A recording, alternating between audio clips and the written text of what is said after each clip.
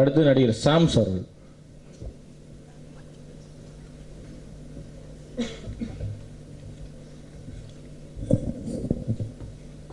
இங்கே இருக்கு.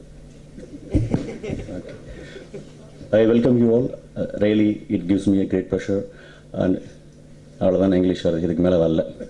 ஏதோ ஒரு கேரக்டர் இங்கிலீஷில் பேசுன்னு சொல்லி நானும் ட்ரை பண்ணலான்னு பண்ணேன். இவ்வளோதான் வருது. என்ன பண்ணுறது, தமிழில் பேசுறதா இங்கிலீஷில் பேசுதான்னு ஒரே குழப்பம். இந்த படம் ஒன்று தான் நான் குழப்பமே இல்லாமல் ஒத்துக்கிட்ட படம் இது. சீரியஸாகவே டைரக்டர் சொன்ன கதையை கேட்டு ரொம்ப இம்ப்ரெஸ் ஆகி ஒத்துக்கிட்டேன். நான் வழக்கமாக ஒவ்வொரு படத்துலையும் ஹீரோ யார், நல்ல பல்காக பேமெண்ட் வருதா, இந்த மாதிரிலாம் பல விஷயங்களை பார்த்தா ஒத்துப்பேன். இது எதையுமே கேட்காம ஒத்துக்கிட்டேன். ஏன்னா படத்தை அப்படி ஒரு வித்தியாசமான ஒரு அம்சம் இருந்தது.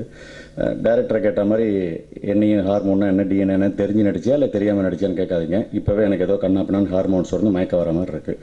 எதுவும் கேட்டுறாதீங்க. Sir hormone movie maker sir சொல்கிறார், இது 5 பேர்கிட்டையும் அந்த ஹீரோயின் சிக்கி என்ன ஆகுறாங்க அப்படின்னு. இதை வச்சுட்டு நீங்கள் டோட்டலாக படத்தில் ஒரு 5 ரேப் சீன் இருக்குன்னு ஃபீல் பண்ணிடாதீங்க.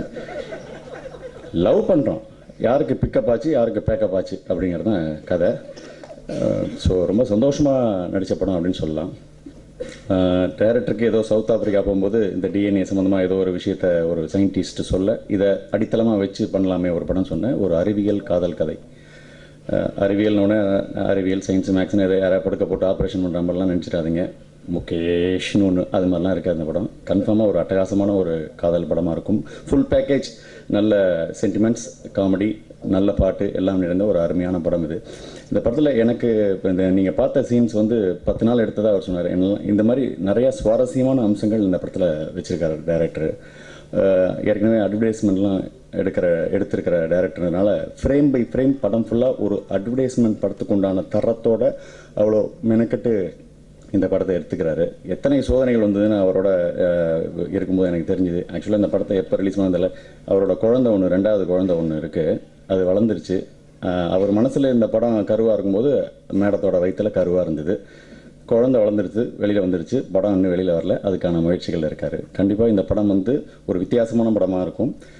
ஒவ்வொரு படத்துக்கும் ஒரு வித்தியாசமான படங்களுக்கு தமிழக மக்களும் சரி ஊடகங்களும் சரி ஆதரவு தந்துட்டு தான் இருக்கீங்க. இந்த படத்துக்கும் உங்களோட ஆதரவை தாங்க. கண்டிப்பாக இது ஒரு நல்ல வித்தியாசமான படமாக இருக்கும்.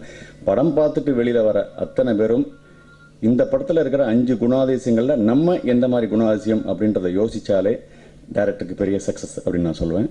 கண்டிப்பாக இந்த படம் வெற்றி பெறும். எத்தனை சோதனைகள் சந்திச்சான்னு எனக்கு தெரியும். அதிலெல்லாம் நான் அவர்கிட்ட கேட்பேன். நான் எப்படி சார் இது அடுத்து எப்படி சார் படத்தை எடுக்க போகிறீங்க அப்படின்னு கேட்பேன். கவலைப்படாதீங்க சார், இதுவும் கடந்து போகும் அப்படின்னு எனக்கு சொல்லுவார். அவர்கிட்ட பிடிச்சது அவ்வளோ தன்னம்பிக்கை. இந்த படத்தில் அவர்கிட்ட நான் கற்றுண்ட விஷயம் அந்த தன்னம்பிக்கை தான். பல சோதனைகளை தாண்டி இந்த படத்தை ரிலீஸ் பண்ணால் பிரம்மாண்டமாக தான் ரிலீஸ் பண்ணுவேன்னு காத்திருந்து அடிக்கிறாரு. அவரோட வியூகங்கள் கண்டிப்பாக வெற்றி பெறும். உங்களுடைய ஆதரவை தாங்க. பேச அழைத்தமைக்கு மிக்க நன்றி.